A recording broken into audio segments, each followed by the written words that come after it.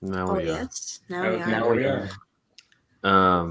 It's Seth and then y'all. Cool. All right. Can you go first or no? You go first. Okay. In 3, 2, 1. And welcome to episode 405 of Cinematary. I'm your host, Zach Dennis, and I'm here with Seth Troyer. Andrew Swafford. And Jess. In today's episode, we will be wrapping up our Gregg Araki series with 2007's Smiley Face in part 2. And in part 1, we're going to be talking about movies that we saw this week. Before we jump into those, though, head over to cinematary.com or head over to our social media pages and vote for Young Critics Watch Old Movies. We're going to be running the poll till, like Sunday. Sunday? Yeah. You got 3 days. You gotta get in there. Until Pink Sunday. Flamingos, or is it Pink Narcissus? Which one is it going to be? Yeah. So There's 2 pink movies and then a couple other ones too. it's true. Those are the Man, only please pink ones. vote. Oh, I'm excited. This is going to be a great series. Like, it was hard. I picked mostly my own choices, but it was hard. Like, all of them seem really good, so I'm really excited for this series. So Yeah. vote. Go vote, so then For we my know what to movies. watch. Just kidding. Let your voice Vote be whatever. heard. Let your voice be heard. My fellow Americans, get in there and vote for the Young Critics series. All right, we're gonna kick things off by letting Seth talk about the desert. So Ooh, we're starting on a real exciting note. Tell us about I don't know it, what the Seth. desert is. It's a lot of sand. Yeah. It's a biome. It's like Doom. Yeah. Collection of sand. It's a movie by James Benning. I don't have much to say about it because I don't fully understand it. I've never seen a James feel like Benning movie. I've been sort of napping through them real slowly. I watched this one over the course of 4 days, I think, just kind of falling asleep, which I did with... Can you explain what the James Benning shtick is for people who don't know? Because I'm familiar. Yeah. I can imagine this movie now that you've told me the title and the director. But Yep. So yeah, so James Benning is known. He's been doing things since the 70s and such, I think, maybe even earlier, I'm not sure, but he's known for these stationary shots, and you might even think they're photographs for a second, but then you see the wind moving the trees and stuff, and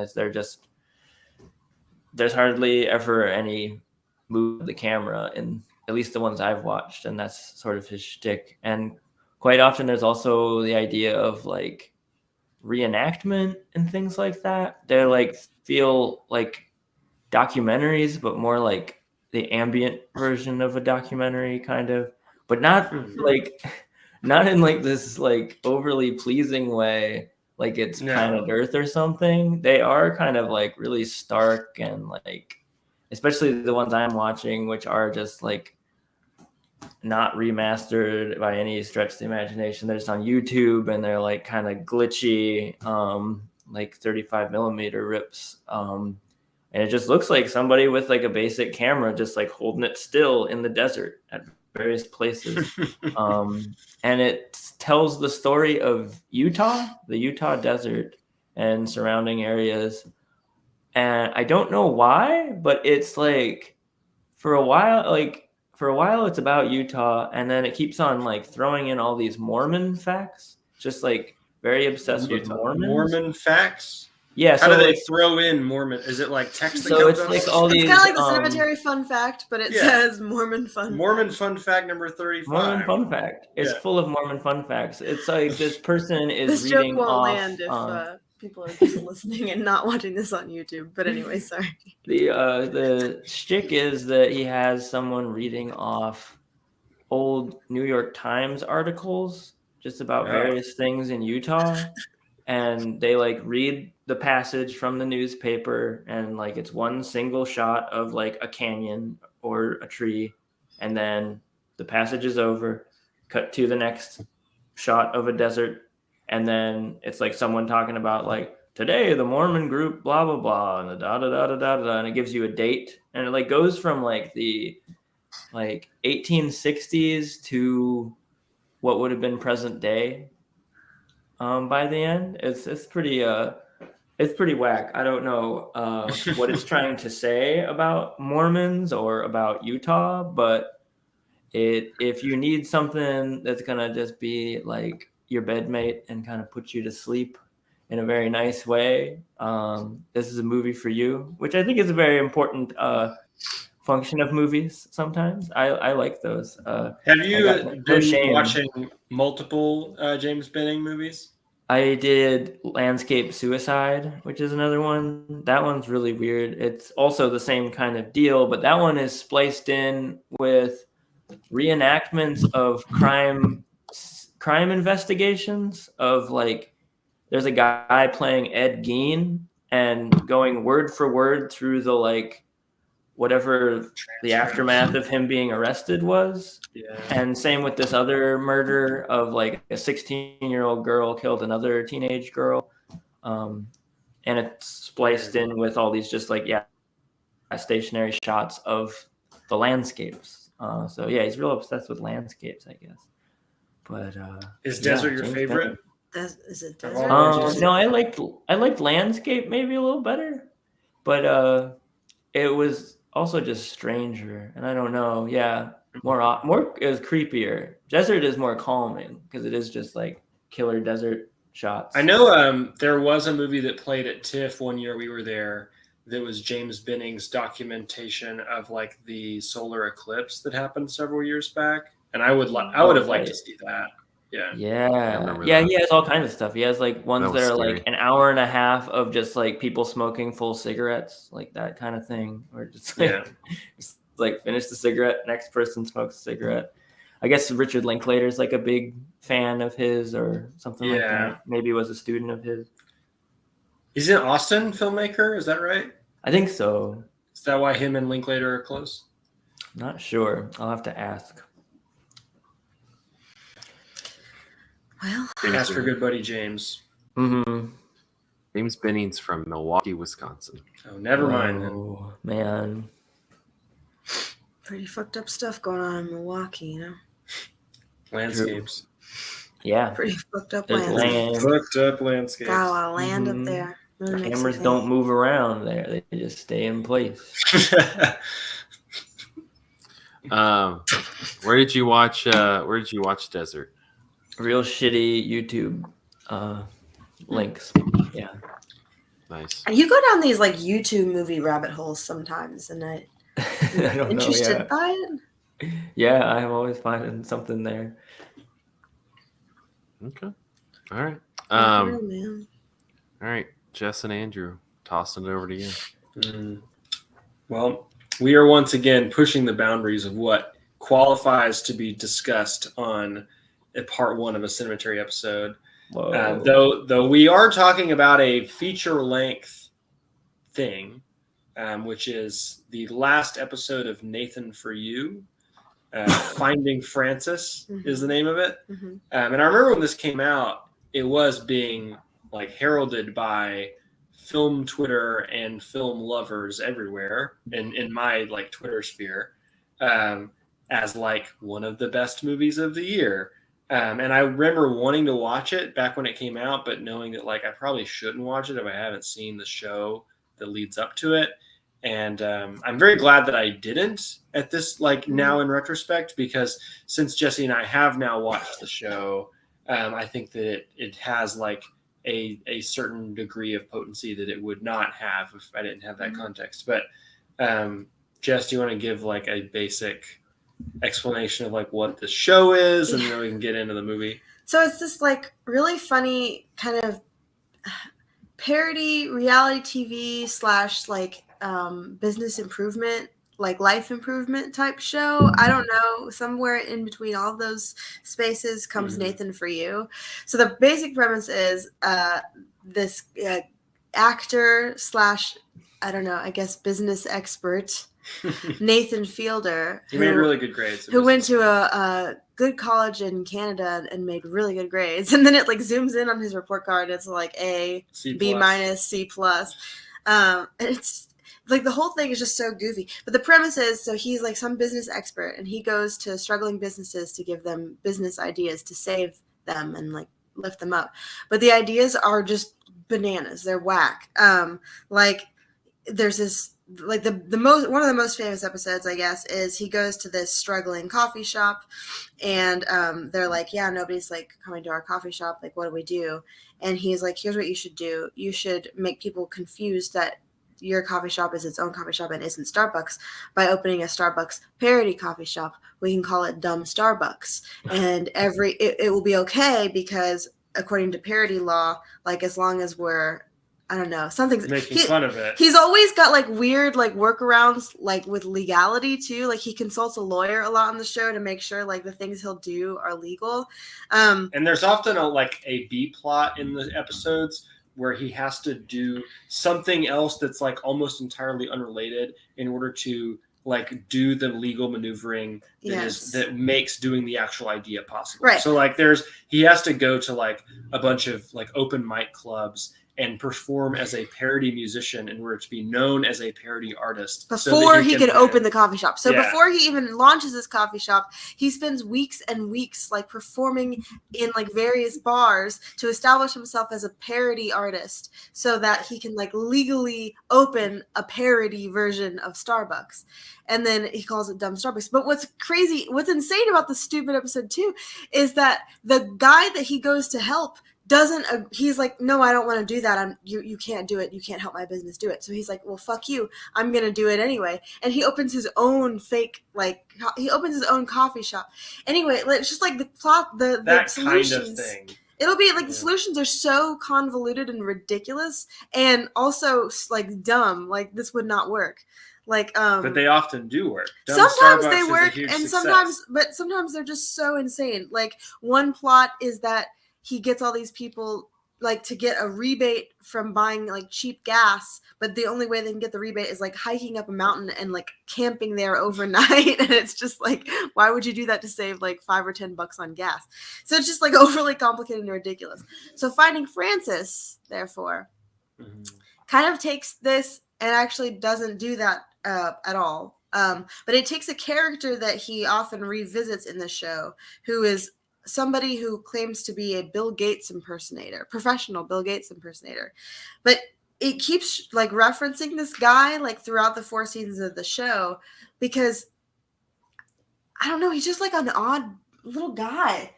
He's an older man and he really thinks he's making a great Bill Gates impression, but he isn't at all. He just kind of says, well, when we built the computers, and like that's the like beginning and end of what he does.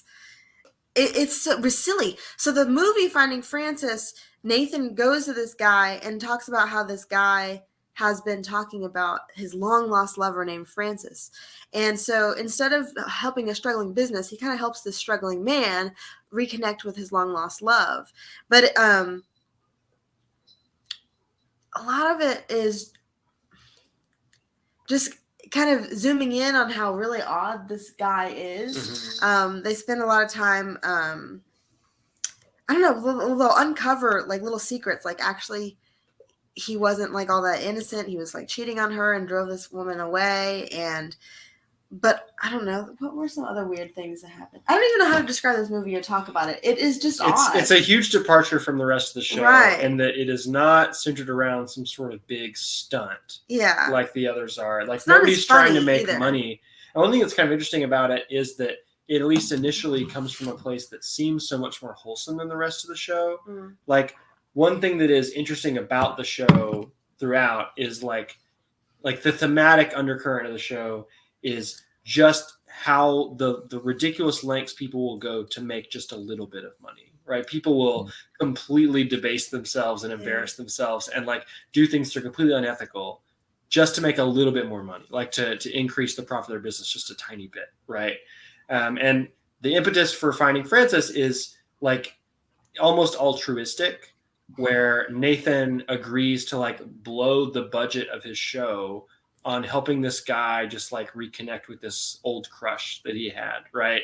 And there's no financial incentive whatsoever. Yeah.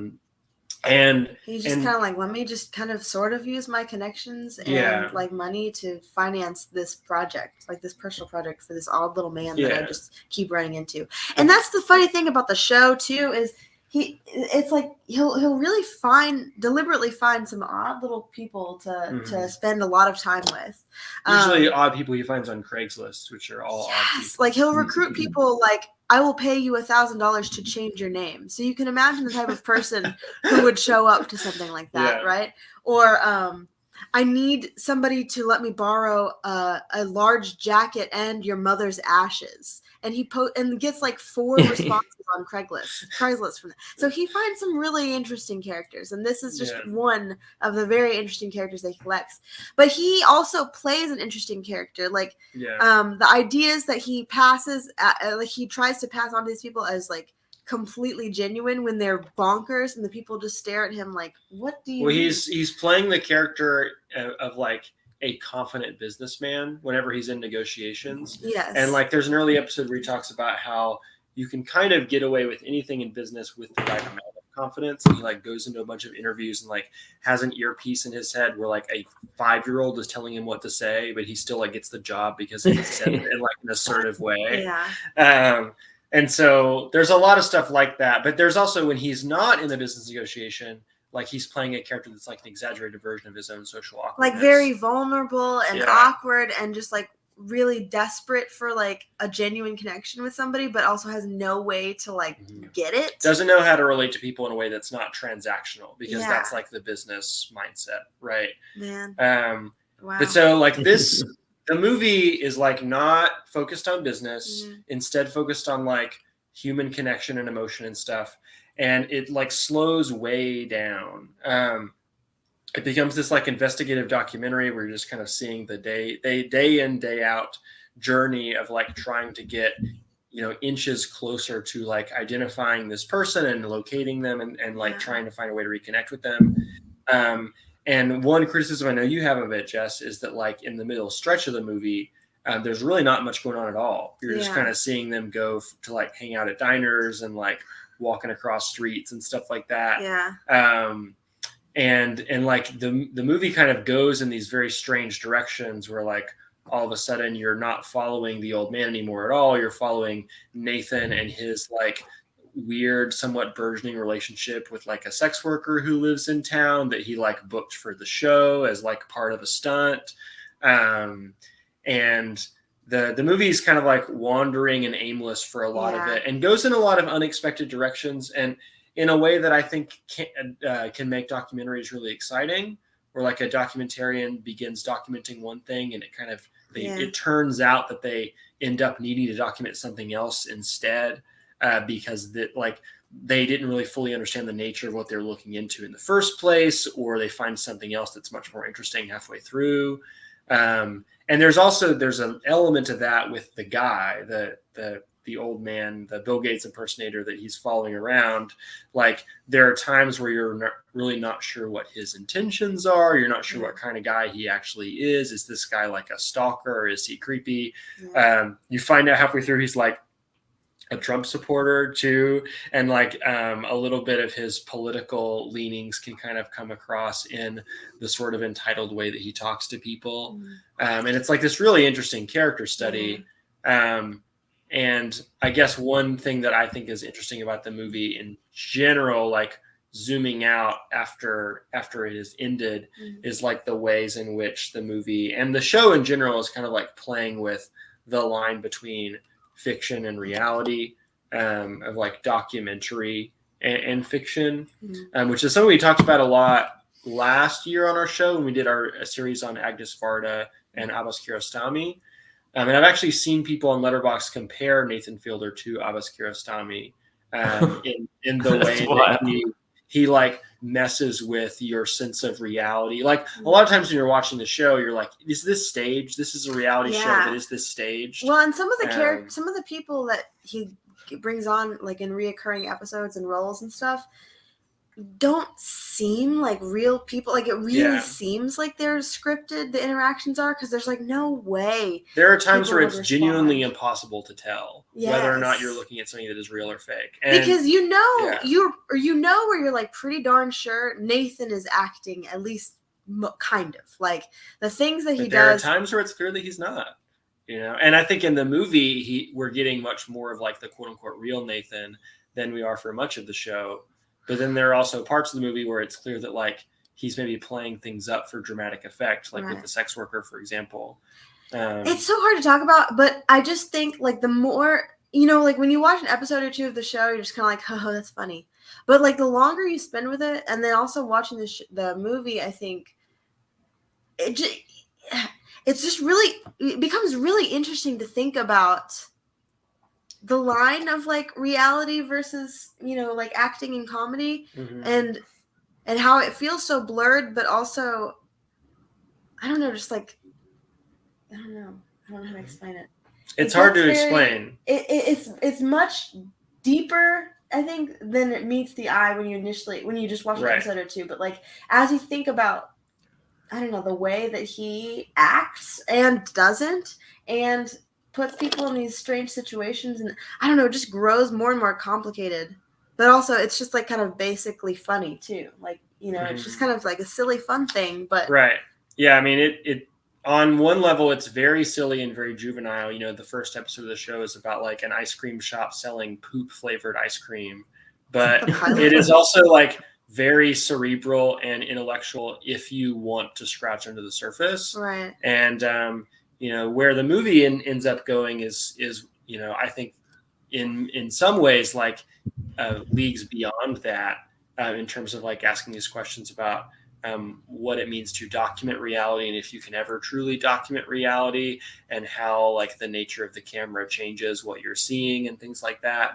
The last shot of this is, I think, extremely interesting. I don't want to spoil what it is, but it absolutely is the kind of shot that Abbas Kiarostami would end a movie with. And yeah, I mean, I'm sure I will think of other things to say later that I wish I would have said in this podcast, but it's like a weird, like big multifaceted thing that I definitely recommend. Like as somebody who doesn't watch a lot of TV and doesn't really watch any reality TV, this is a high recommend. I know. I almost like, now that I finished it, I almost kind of like want to watch it again immediately. I would say like my initial reaction to the movie was, it was like a little anticlimactic and not quite what I was expecting. With a show that I had a lot of fun watching. It felt like a weird way to end it, but I don't know. It's not ending with like the biggest stunt they've ever done. It's not trying to end with like a comedic high. It's ending with a much more like contemplative left turn that you're not expecting. With a lot of fun in the betweens. Yeah. I recommend watching it, but you're putting yourself in for a couple hours of stuff. So, Zach, you've seen this, right? Mm-hmm. Do you have anything to say about it? It's been a while. Yeah. So I'll tell it. I remember it being good though. I recommend the show. Yeah. It's just funny. So if you're stuck at home, I didn't know there was an end. It's like end of Evangelion. It is. It's Nathan Fielder's End of Evangelion. Oh God. Cool. Check it out or don't. Nice. I think it's on Hulu. It's on HBO Max. HBO Max. Yeah. So there you go. All right. I'm gonna bring us home with some Kurosawa. Talk about The Bad Sleep Well. Nice. Hamlet. A little Hamlet. Bring me home. It's Hamlet if Gertrude was, instead of being a person, was a company. Wow. I mean, she's not really a person in the Shakespeare play, so that makes sense. Mm-hmm. So, this is it's a loose adaptation of Hamlet. This is 1960. I'm trying to like place it for Kurosawa movies. It's before like Ron and that kind of stuff. It was even before like High and Low and Yojimbo, and things like that. It was kind of on his string when he was doing like Throne of Blood and some other some other Shakespeare adaptations. But the stars Toshiro Mifune. He plays this this man who's marrying into who's marrying the daughter of this very high executive at this corporation in Japan. And at the you start the movie at the wedding, and at the reception, they wheel in this cake, and the cake is in the shape of this building with this X on one of the windows, which you learn later was a reference to this man who committed suicide, who used to work for the company. And they were doing that to kind of mess with the executives there at the wedding. And so as the movie goes along, they're trying to figure out who, not only like who sent the cake, but in terms of the police, they're trying to figure out this scheme that's going on with this corporation. And honestly, the first this movie is about 2.5 hours long. The first hour or so, 2.5 hours. You kind of get lost because like it like a almost Marvel starts. movie. It almost starts like in media res. Like you kind of don't. You're trying to kind of catch up on like what they're talking about. You have like the press are there at the wedding, and they're talking about like this corruption in this corporation, and you have all these corporate figures. And I don't know. For the first hour or so, you're trying to figure out what's going on. It kind of picks up once you figure out who Toshiro Mifune's character is within the whole grand scheme of things, and like the more relatively traditional Hamlet plot kind of starts taking place. But this one, honestly, out of the Kurosawas I've seen, especially the Shakespeare adaptations, is probably one of the most pessimistic of his movies. It does not end in the Hamlet way. It ends. The Hamlet way is pretty pessimistic from already, though. Also, Ron is a pretty pessimistic movie too. It's more pessimistic. This might be his most pessimistic movie. It's more pessimistic than like the way it ends is like a little bit like immediate. The immediate reaction is dissatisfying because you're just like, oh, okay. But I think it's one that'll grow on. I think I got to watch it again because again, like I was so lost in the first act of this that I think when you have a better understanding, some of the stuff will kind of come together a little bit more. You have a very subdued Toshiro Mifune character. You know, it's not his Rashomon character. It's not his Yojimbo character. Is he playing Hamlet? He's playing in this scenario the Hamlet character. But yeah, I don't know. I can't say it's one of my favorites of his, but at the same time, it's honestly a little bit more interesting just because it kind of, I think the ways that he utilizes, and this is the case with all of his Shakespeare adaptations, the way he utilizes the text to to the setting and the time period that he wants to, like the fact that he's doing Hamlet, but it's like, you know, late 50s, early 60s, corporate Japan is pretty fascinating. And the way he like utilizes, just like I said, like the character is kind of like the company is its own character in a way, I think is pretty effective. And so I don't know, it's one I'm gonna have to probably watch again. It's definitely one to watch if you're looking to watch Kurosawa movies. It's probably not one to start with. It's definitely kind of a deeper cut that you should get into after you've seen, you know, Seven Samurai and Yojimbo and Ran and all the other the ones that are a little bit more fun. This one's not very fun, but at the same time, it has I think really good performances. It has a lot of his usual suspect people. But I don't know. It's definitely an interesting one. I thought about showing this movie to my Shakespeare class last year or this year, I guess. It's the last day of school when we're recording this.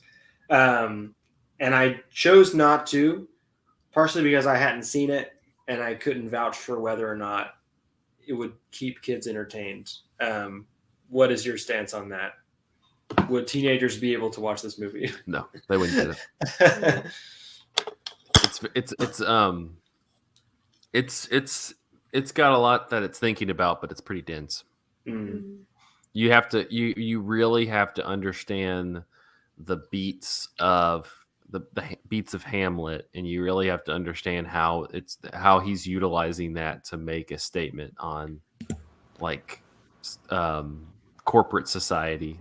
Yeah. So it kind of has to, you have to play on those two levels. Right.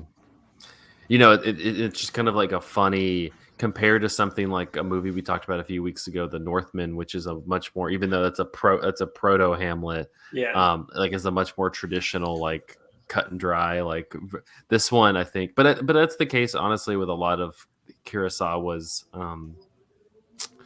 With some of his with out of the 3 Shakespeare adaptations that he did. I mean, this one is kind of playing around with stuff without doing like a traditional run of what the thing would be. Throne of Blood, I think, is a little bit more traditional, but still, I mean, Yeah. it's still lifting it within feudal Japan rather than Right. you know, Yeah. Throne of Blood British. and Ron are both pretty straightforward. Throne of Yeah. Blood is my favorite. It's super good. So this one I think is out of the 3 is interesting just because it's not utilizing the text to be like, both of those movies are so visually stunning and really striking in that way. This one's not that way. I mean, it's incredibly well directed, but it's directed by Akira Kurosawa, so Right. that's just kind of a shoe-in. But I don't know. I think it's worth checking out. I think you should watch it at some point because it is a Shakespeare adaptation. And you should watch our stream because there's a cat. There's a gato. It's Cooper. Who?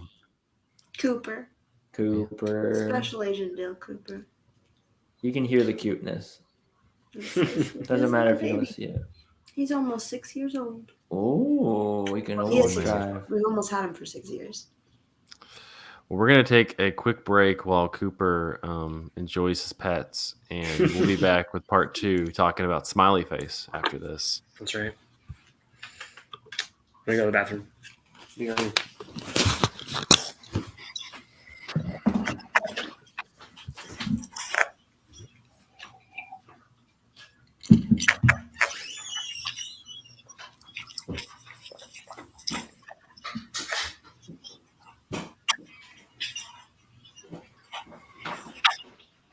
What's up, the poop?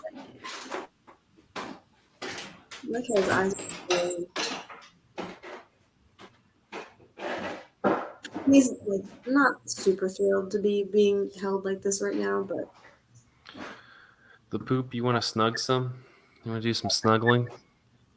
I love this baby so much. I can't wait to get all the time with him this summer. After I get back from Costa Rica. When are y'all going? When are y'all going? Tuesday. When do you go to Puerto Rico? The 20th. Okay. You got a little more time. I'm excited. I'm excited for you. I want to hear all about it. We thought about going a few years ago, but I was kind of worried about transportation. How are you guys going to get around? We rented a car.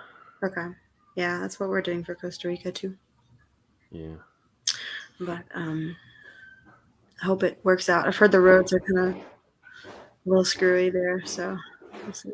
They are, but we have a native, so. Oh, okay. Yeah, you said you had a friend there? Yeah, no, they live here, but they're from there originally. That'd be great. Yeah, tell me all the places to go, so next time I'll go there.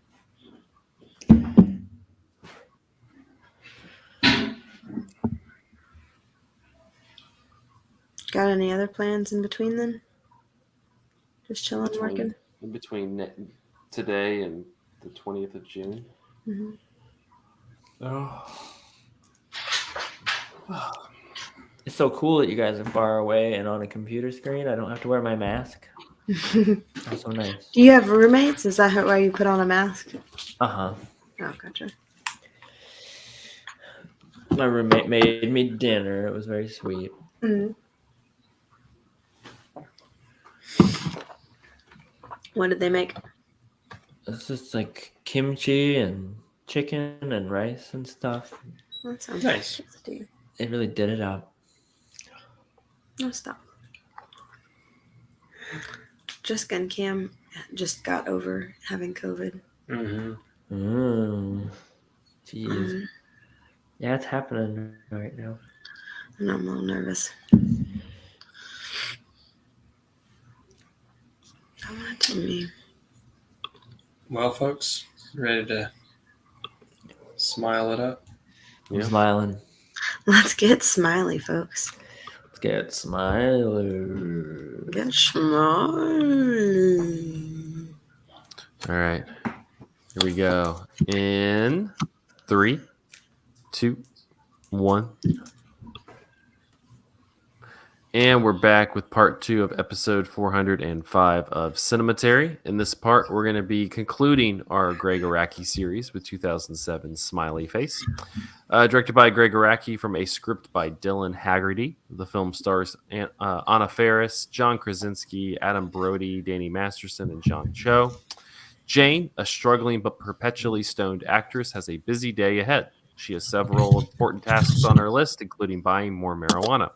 Even though she already has a good start on the day's planned drug use, she eats her roommate's pot-laced cupcakes and embarks on a series of plot misadventures synopsis. all over Los Angeles. I love this plot synopsis. Straight out of Letterboxd. Yeah. Araki, in an interview with IndieWire in 2007 on why he picked the project, quote, "After my last film, Mysterious Skin, a very dark, very serious movie, which I love and am so proud of, I really was looking to do something completely different. As a filmmaker, I want to continually evolve and grow and challenge myself and do all kinds of different movies and work in a variety of genres, not just make the same film over and over again. I had read Dylan Haggerty's script for Smiley Face a few years back, and I just fell in love with it, much the way I fell in love with Scott Himes' novel of Mysterious Skin. I love the characters, the style of it, its sensibility, but mostly its wonderful randomness and its incredible sense of authenticity. Plus, it was the funniest script I'd ever read. It made me laugh out loud while I was reading it." On the production, Araki told IndieWire, quote, "We did Smiley old school indie style in a very tight budget and schedule, 22 days in LA. So that was tough. But the making of it was so much fun. Everyone was such an amazing joy to work with. No one ever complained. Everyone was there because they loved Dylan's script and the project and genuinely wanted to participate. And I was always laughing my ass off at the monitor take after take. It was probably one of the most enjoyable production experiences I've ever had." In 2017, in an interview, Anna Faris said she was curious why they had a female stoner in the lead role. Quote, "I would ask Dylan Haggerty all the time, why did you write this for a woman? He would just shrug his shoulders and say, I think a little differently. I was like, you're not giving me the answers I need." She added the film contains one of her favorite scenes that she's ever done. Quote, "One of my favorite scenes I've ever shot is the scene where I'm in the car with John Krasinski and start maniacally laughing at him. It felt cruel, but also awesome." In 2007, the AV Club said Smiley Face is a journey without much of a destination, not even somewhere as modest as White Castle. The LA Times in 2007 said, "An unabashed Valentine to Anna Faris, an opportunity for the actress to show that she can carry a movie composed of often hilarious nonstop misadventures." And in 2007, Variety said, "In Faris' pick, the pick has a comedian with the ability to ring endless variations on a limited theme, the I'm So Baked one, and she pretty much single-handedly compensates for anything wacky." Oh. On that And it note, rules. And it just rules. And it's just- So silly. Shreds. It's just on so that note, funny. let's talk about Smiley Face. Seth, why don't you kick us off then? First of all, I got Anna Faris face right now because I got COVID. Very timely episode. I was watching Smiley Face all day, just like starting and stopping it and walking around with this like stoned looking face. And I'm about to come up on cough syrup, so watch for it, ready to go. So I think I'm in the right place for this. Weaponize my disease. You've seen it before, though? Or Yeah. Andrew had sent it to me. I could never find it. It's a very difficult movie to find. Is it? But Was it on now Amazon? it's on Amazon. Okay. But Yeah. it was not for a very, very long time. I am amazed. Yeah, this should have been a movie I was tired of or something, or like teenagers watch a lot, and or like college kids watch a lot, and I would be like, oh no, I'm not watching that one again. But like this It is should have just like been, but super underseen, like so Yeah. many of Gregg buried. Araki's stuff. But this one Yeah. seems like it really could have gone over in For a bigger sure. way. I don't know. Yeah. Yeah, I it's wonder really if it's strange. because it's like a female-centered stoner comedy versus the maybe most like mainstream stoner I comedies think Gregg are male Araki centered. just doesn't have the distribution money behind him Yeah. that Probably. other directors do. Criterion release of like all of Gregg Araki's work. For real. Yeah, when All though? of it. I want it Yeah. all, and I want it But all. yeah, Chris. I was so impressed Show my man respect. by it when I watched it because I was always like, it was the last of the Gregg Araki movies, fitting that it's the last one we're doing on the series that I saw, because I had always like, I just assumed it was like a lesser movie. You look at the poster and you're like, what It looks is this? cheap. It looks really cheap. It looks really silly, like he was doing a job or something. Yeah. Because, like, oh, okay, this probably isn't Gregg doing what he wants to do, being Gregg or something. But wow, it's like, yeah, Dylan's script is so nuts. It's borderline. It's like Pinchin light. It feels like one step totally. below like Inherent Vice or something like that. As far as it's I like just this movie more than Inherent Vice. Oh yeah, that's Inherent totally Vice was fair. too convoluted. Even down to like, yeah, being like layers of stoner paranoia, but also like having something where you wind up with the Communist Manifesto under your arm, running through town and getting on a Ferris wheel. Honestly, it's like a dream, just sort of like a dream that becomes just like increasingly absurd. Yeah, which is how dreams often are, and yet it's like maybe one of the most relatable movies to me. It's extremely relatable. Even if you're not a stoner or something, it's a just hot little mess. There's so many days that are like this where you're just like, one thing after another, and it doesn't make sense, and like you're just trying to catch all the balls as they fall. I really relate to one of the central things is where she's constantly making these like bulleted lists of things she needs to do, which I just do that constantly with like Google Drafts or something like that.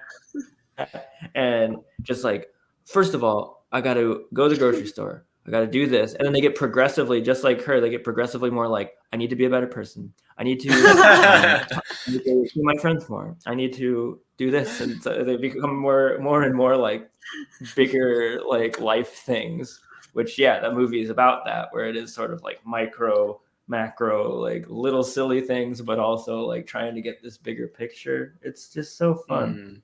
I will say, I do think it does have kind of a different feel than a lot of the other Gregg movies. So I could see it like, I think he puts his touch on it, but I do feel like compared to some of the other ones, it does feel like a little different. Like it kind of stands out. I think all of his movies are kind of embodying their own style. Like Splendor doesn't really feel like any of the other ones either.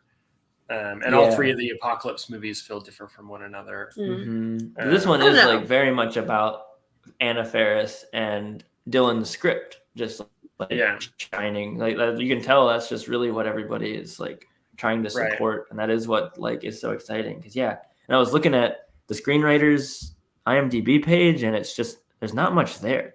But I thought this was like a brilliant script. It absolutely is. He wrote Con Air. The only other one, which is good for him. That's funny. Yeah, absolutely. And what's so good about it too, I think, like she loved the project. Like you can just tell every moment of the movie, she is just so there and having so much fun, just going full ham on it. The way that she will just stare at and the line delivery, like she just does a phenomenal job, and she has so much fun just being this absolutely like super stoned, like lazy, sort of selfish but hilarious, and trying her best like she's a mess, but she's amazing. And I think I listened to an episode of her podcast that she does called Anna Faris Unqualified, and she interviews Adam.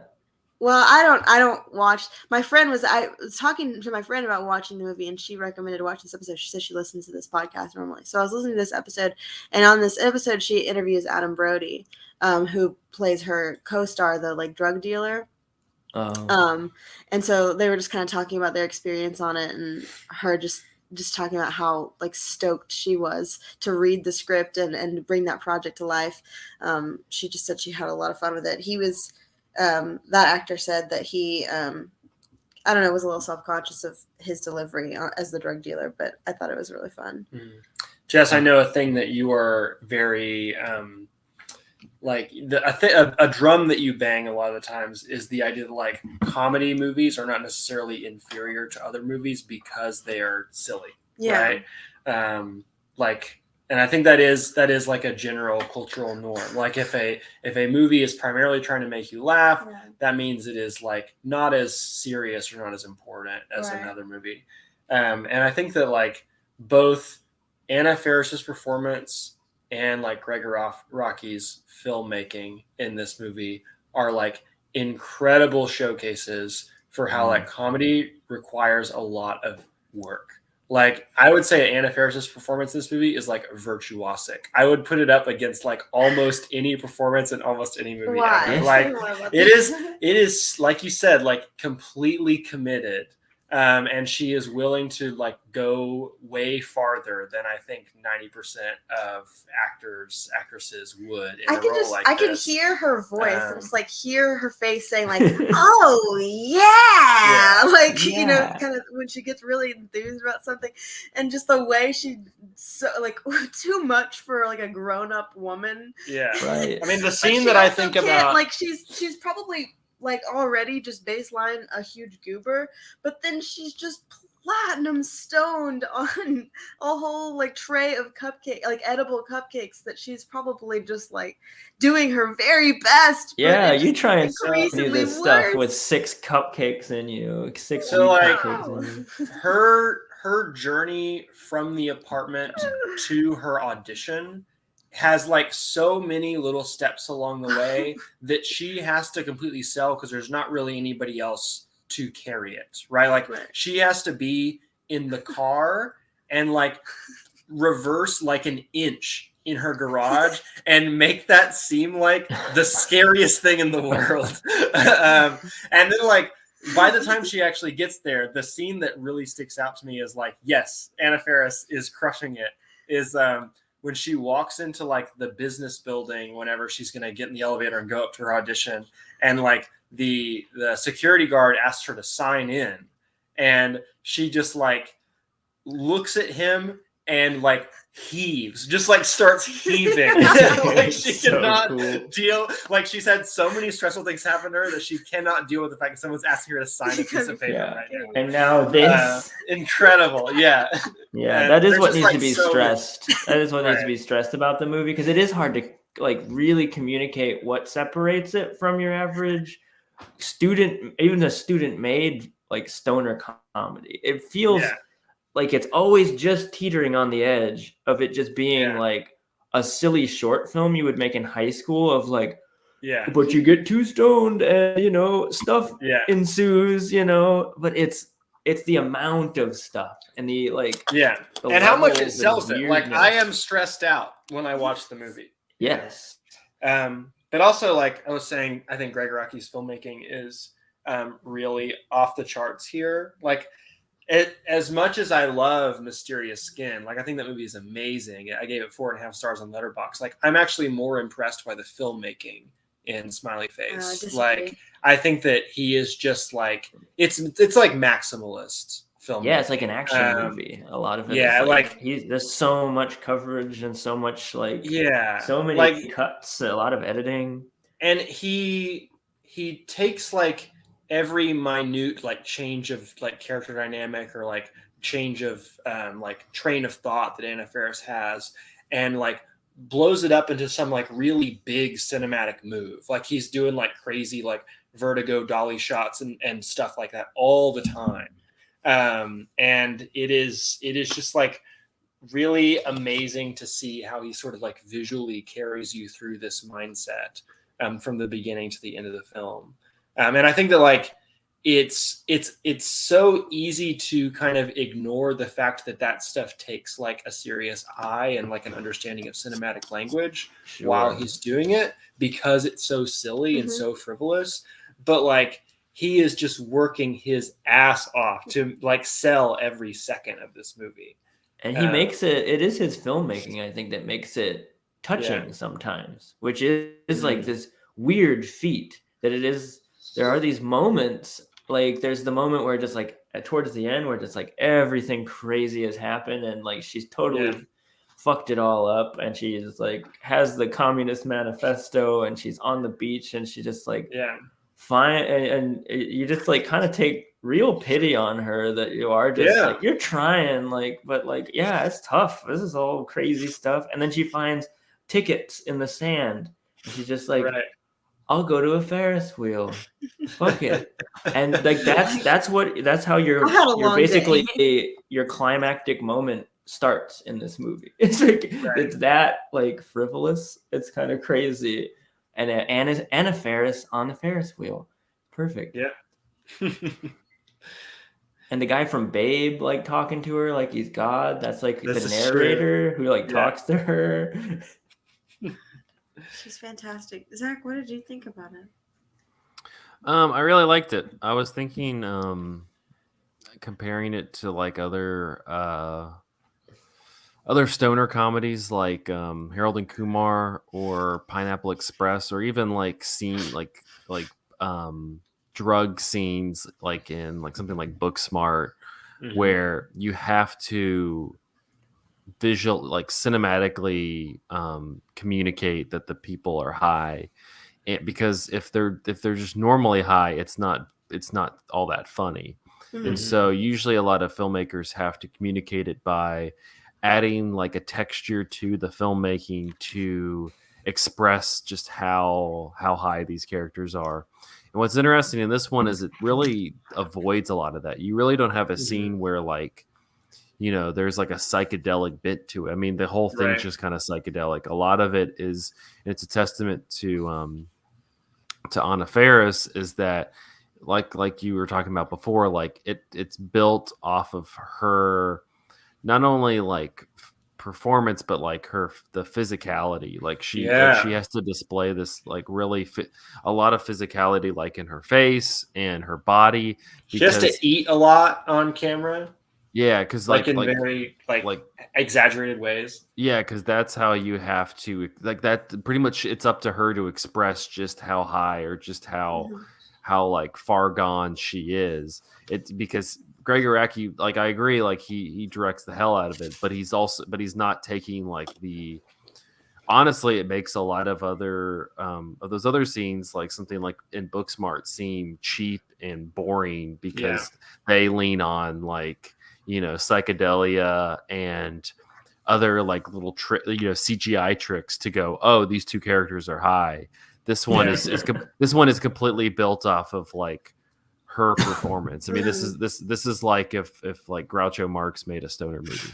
Yeah, and the editing too. I think like the rapid fire editing and like the way that she kind of like her perception of time and space, like the scene where the drug dealer comes over and she all of a sudden like her attention sort of gets sucked into this like little like water toy that's like sitting on her like bedside table, and like what Gregg Araki chooses to focus on and how he chooses to like cut back and forth between like her face and that, while also like pulling you back towards like the actual like thing that is happening in this scene, is like really masterful, the way that it directs the audience's attention. I think there's like a full like minute in this movie where she's laughing because Jim from The Office, who is like this guy who has a crush on her, and that's like John Krasinski's best level of this. It's really good. Yeah, he's just a big dopey nerd.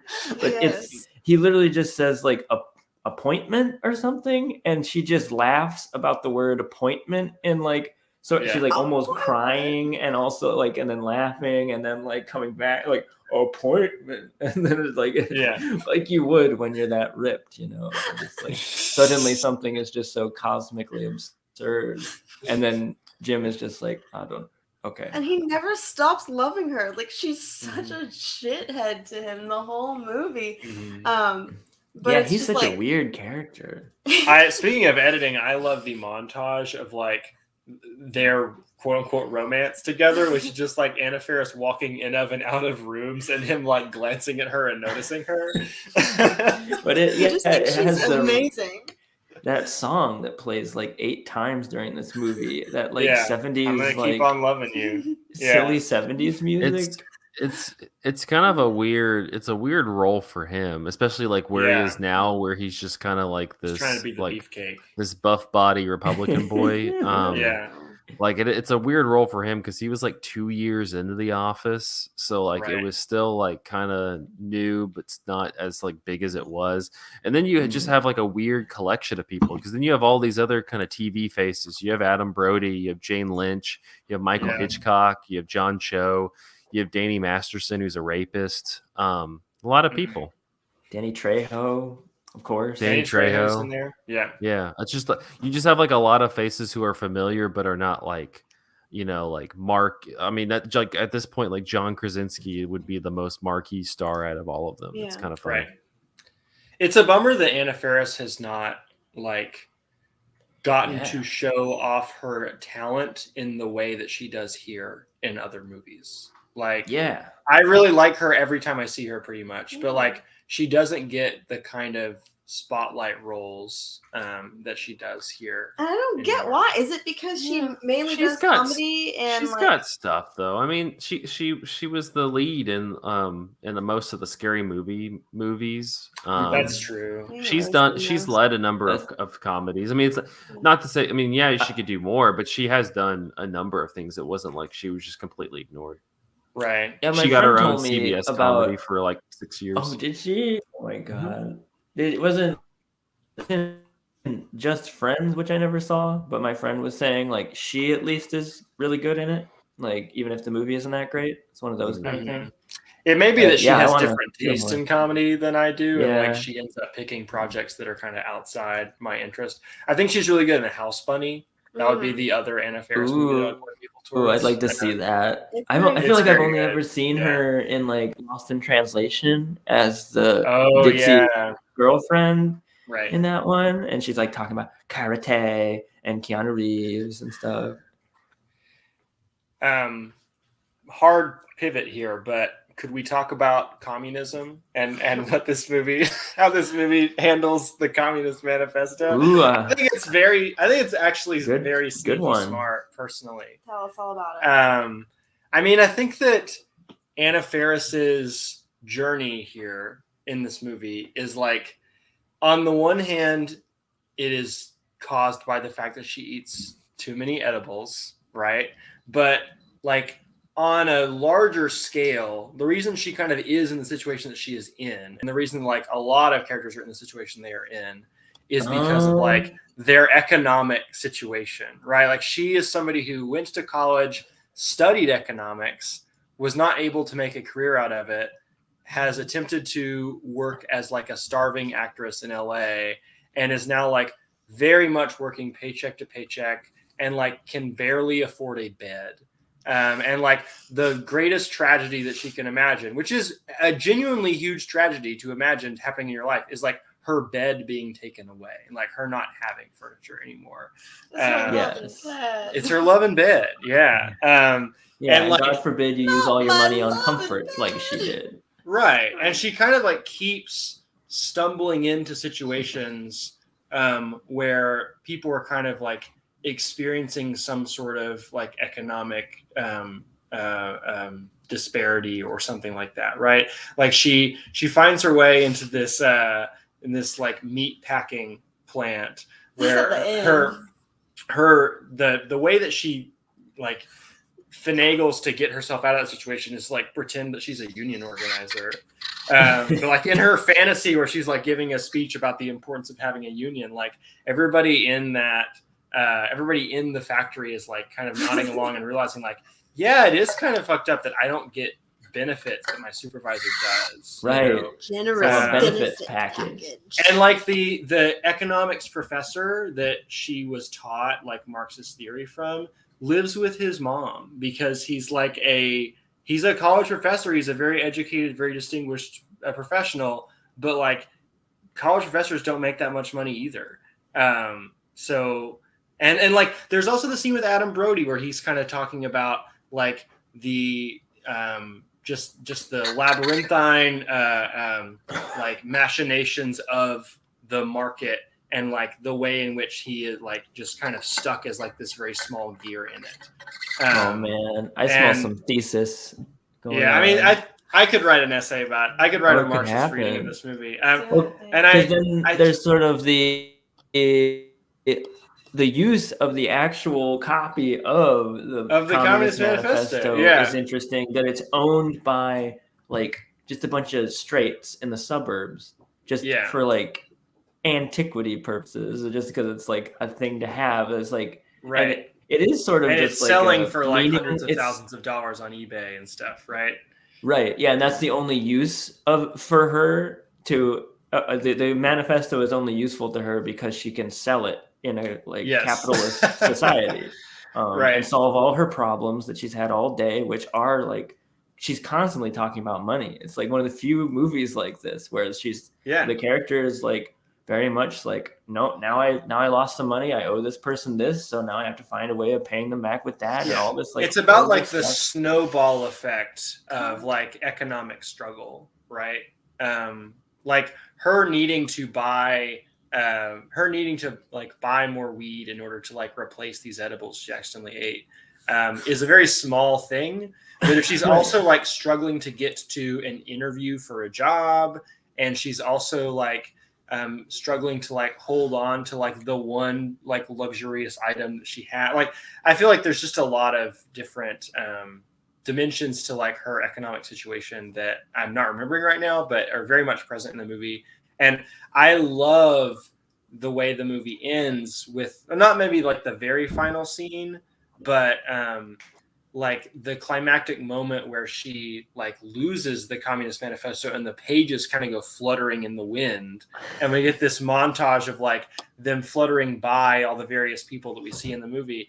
And like I have kind of a galaxy brain reading of this, which is that like it is sort of a meta moment where Gregg Araki is talking about like taking this theory that is generally seen of as like the realm of like really distinguished academics and just kind of like giving it to the masses, right? Ooh, like I'm gonna make a stupid ass stoner comedy that like teenagers are gonna watch, but I'm gonna make it communist, right? I'm gonna like throw those ideas out into the wind in a way that seems really like chaotic and sort of like unthoughtful, but is actually kind of subversive.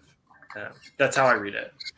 Gregg Araki rules. If you haven't watched all these movies along with us, watch them and love them and tell your friends and get the word out. I don't know why people aren't talking about my boy Gregg. Please share the good news of Gregg. Yeah, I mean, I feel like it was just before this wave of like a real celebration of queer filmmakers in a bigger way in the last like 10 years. He's just a little too early. Where I feel like if he was coming out now, he would be like just he's still here, baby. Oh, you mean like coming out? But well, I mean like if he was just starting his career. Man, why doesn't like A24 or Neon or something give Gregg Araki a bunch of money? Instead of basically making a bunch of sort of Gregg Araki adjacent, like I don't know. I feel like I see a lot of like artists that are very like kind of similar, like what's his face who does like Tangerine and things like that. And, Sean Baker, yeah. Like I like Gregg. Like I could totally see him fitting. That's a good point. I could totally see him fitting in. I don't think so. I don't think he's too cartoony too. It's very idiosyncratic. Mm-hmm. Yeah, well he doesn't. I think a lot of queer films have to be explicit on the message that they're presenting, and his are very idiosyncratic. Are very like it is about queer issues, but it's also like veiled behind a lot of, especially early on, a lot of pain, a lot of anger. And Yeah. I don't think that modern audiences who are interested in queer films would respond to that, because I think that they need the message a little bit more spelled out to them, because that's just how they take in those movies, which to me sounds boring. Yes, But I'm sure. just that's just my interpretation of how he would be responded to if he was like coming out today as a filmmaker. Yeah. No, I think you're right. I think you're right, and I think like it definitely takes. I don't know. I think like when you're getting into queer movies, you gotta dig, like you gotta kind of go. I think I've definitely expanded what I enjoy about queer movies as I've watched more and more of them, and probably regret a lot of things I've said in the past about not really understanding movies or not really connecting with certain things. Like I kind of want to rewatch Beau Travail because I know it wasn't. It didn't really do much for me back when I watched it, but I feel like as a queer person, Right. especially like as somebody who's been kind of digging a little deeper in like queer cinema history, I would appreciate things that I wouldn't have appreciated when I first got into queer movies. Anyway, just keep digging, y'all. Keep watching the weird stuff, and we're about to get into some fun old weird stuff. That's true. Just super soon with our next series. So do the weird with us. Has anybody seen White Bird and Blizzard? It's the only That's one like I haven't his seen. final- I'm gonna watch it soon. Yeah, it's like his final movie. It doesn't really have. It's just a teenager movie. If anything, it reminds me a lot of Mysterious Skin, and it has that kind of Harold Budd soundtrack that's really like Cocteau Twins and very dreamy and stuff. It's just a very dreamy teen movie. And I guess I don't know why he couldn't get more jobs like that. I guess, but I don't know. Yeah, it's very similar to Mysterious Skin. It's not as good. It doesn't really have. It's kind of just there. Yeah, there's not much. What's her face isn't very good. The Shailene Woodley. Yeah, she's not a great actress in it. It's a good teen movie. Like if teens were going to see a movie about teenagers, it's well done. Yeah, but I know it. We didn't really. Kaboom was one of the first, maybe the first or second movie we watched by Gregg Araki, maybe the third. And I know we didn't really connect with it when we first watched it, but now that I've seen some of his earlier stuff, I think we're kind of wanting to rewatch it. I think what we didn't have, the context we didn't have for Kaboom is we hadn't seen the Teenage Apocalypse trilogy, and I think that Kaboom is like it's in that world. Yeah, it's like it's a deliberate like rehashing of those ideas or an updating of those ideas. For a more contemporary setting, because those are so stuck in like Gen X culture, like punk culture. Any last thoughts on? Yeah, my last thought is I think it's pretty amazing. Anna Faris is making stoner Garfield jokes in this movie, like before it was cool. Like I feel like there's like a million like Garfield memes and all those weird like Garfield like pipe videos and stuff, and there's a whole like pipe it feels videos? like 2 minutes of her just talking. Video. Oh, there's one where it's these series on YouTube where they reenact Garfield strips, but in really weird like surreal ways. Like Shrek Retold or something. Yeah, a little bit. And they're just really like gross and grotesque. But yeah, there's like a whole 2 minutes of her just like talking about like, man, what if I had like Garfield, but he's like dressed up like the President Garfield. Like she's just like sitting there like talking to herself. Who amongst us hasn't like gone down a absolutely bonkers like head rabbit hole like that? And you're like, man, I'm so funny, aren't I? And and then like 5 minutes later, you're like, I'm so funny, and you just thought of the most ridiculous thing ever that nobody would ever understand because it's objectively dumb. But who amongst us hasn't had that rabbit hole? In conclusion, if your state allows it, get stoned and watch this movie. If not, you know what? Just have a good old glass of water and sit down and have a great night in with Smiley Face. It's so good. I'm so glad we did this series. I've had a lot of fun with it. So I hope you guys have liked it too. Yep. Yeah. You out there. Well, that will wrap up this episode of Cinematary. You can find us on Facebook at facebook.com/Cinematary, on Twitter and Instagram at handle @Cinematary, and on Letterboxd at letterboxd.com/Cinematary, where you can catch up with the movies that we talked about in this episode.